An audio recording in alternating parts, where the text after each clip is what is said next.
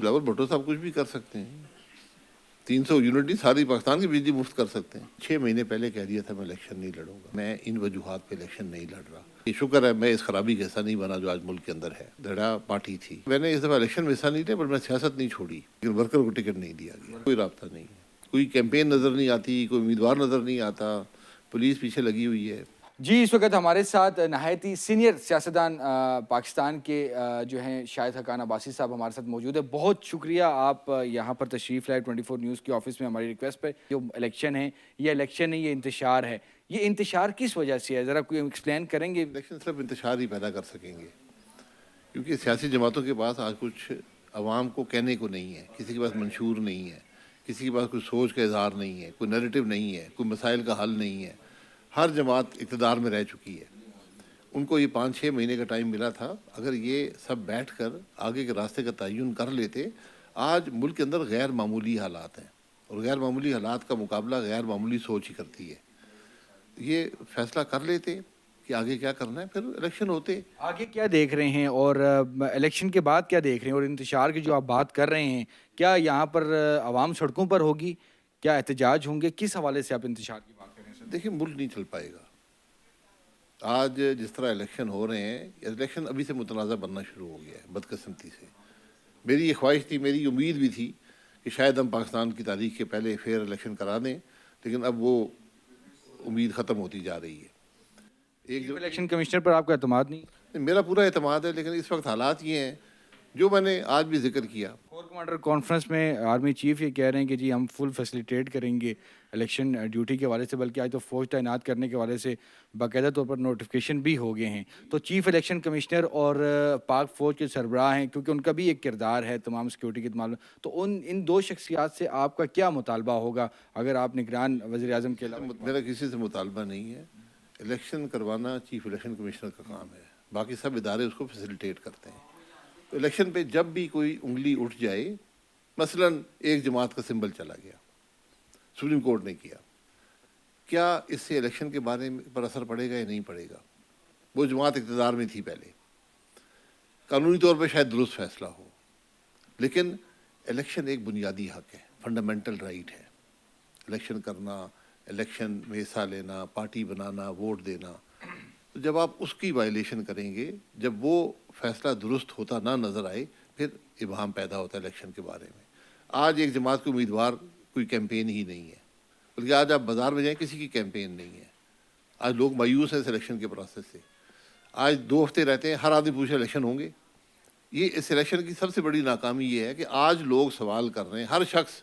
ابھی میں ایک ٹی وی چینل میں تھا تو اینکر مجھ سے پوچھتے الیکشن ہوں گے. میں نے کہا یار 2 ہفتے رہ گئے. تو آج لوگوں کا اعتماد اٹھ گیا الیکشن سے.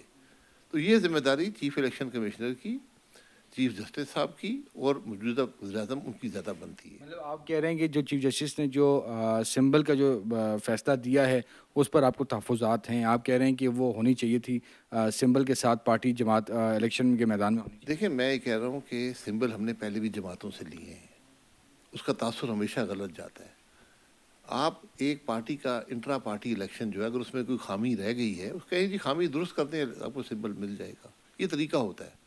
کیونکہ جب آپ سمبل لے لیں گے، کسی ایک پارٹی کے خلاف ایسا فیصلہ آئے گا جو بائیس سمجھا جائے، جو صرف اس پارٹی پر اپلیکیبل سمجھا جائے، تو پھر الیکشن پر انگلیاں اٹھ جاتی ہیں. آپ کیا سمجھتے ہیں کہ الیکشن 8 فروری کے بعد ان آزاد امیدواروں یہ کتنے امپورٹنٹ ہوں گے سیاسی جماعتوں کے لیے؟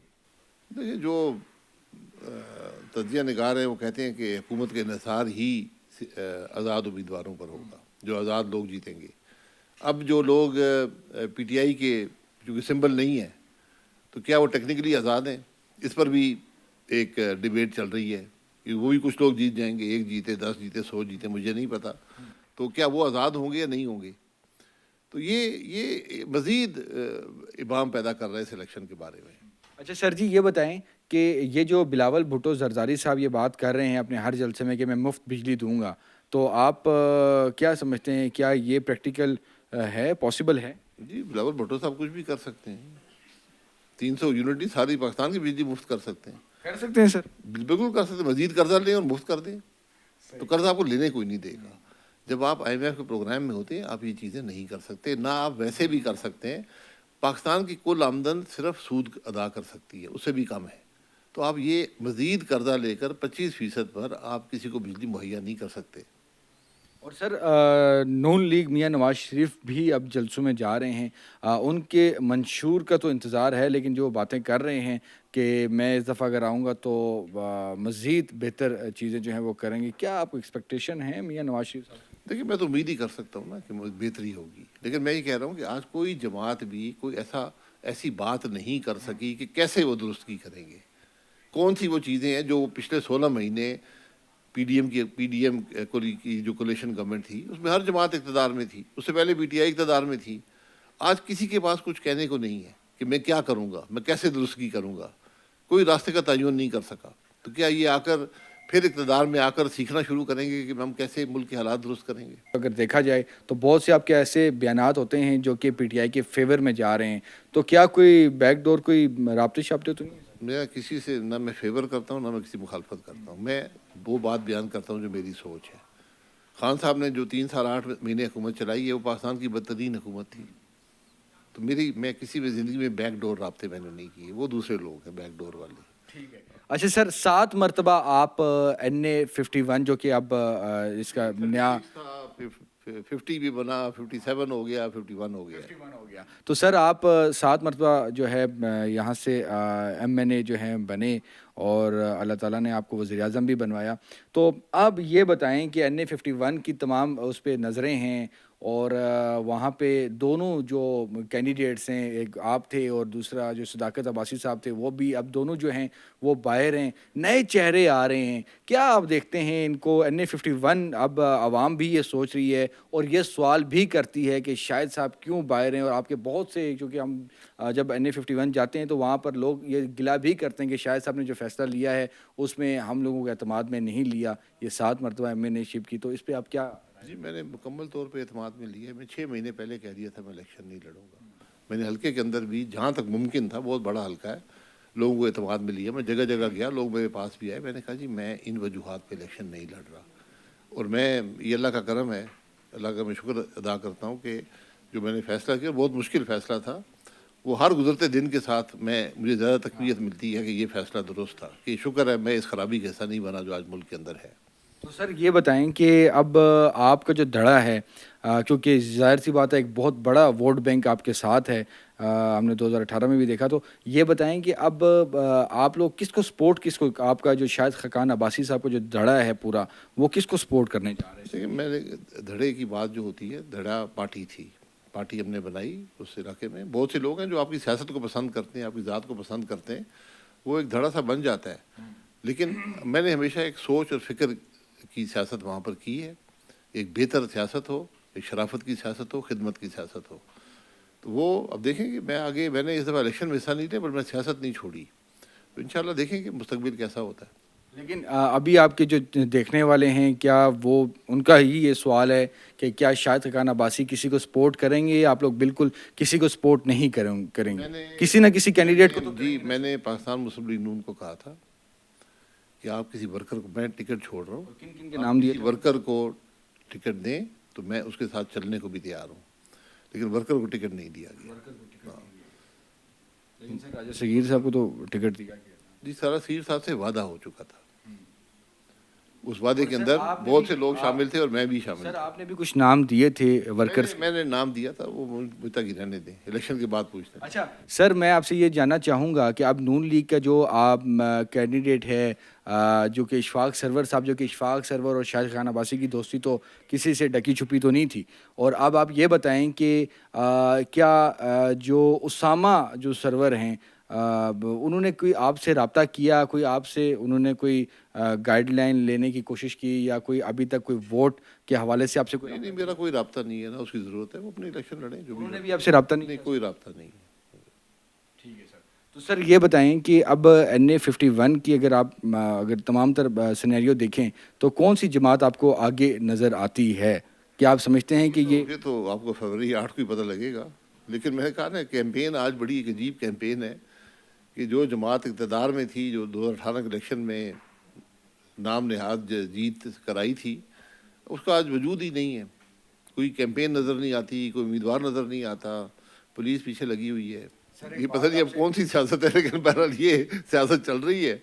अब वक्त बताएगा क्या होता है। सर एक चीज़ आपसे मैं पूछना चाहूँगा, अगर आप इजाज़त दें तो ये बताएं बगैर भी आप पूछ रहे हैं, पर ये- सर, ये बताएं कि क्या सदाकत अब्बासी को आपने ये मैसेज दिया था कि आप अगला इलेक्शन नहीं लड़ेंगे? नहीं, मैंने सदाकत अब्बासी से कभी बात ही नहीं हुई है। मैंने टीवी पर कहा था 6 महीने से पहले, मैंने कहा था मैं इलेक्शन नहीं लड़ूंगा। सर राज नॉलेज थी ये कोई। सही हो गया।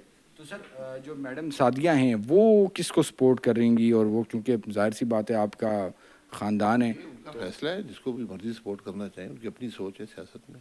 मुझसे वो मशवरा करके सियासत नहीं करती हैं।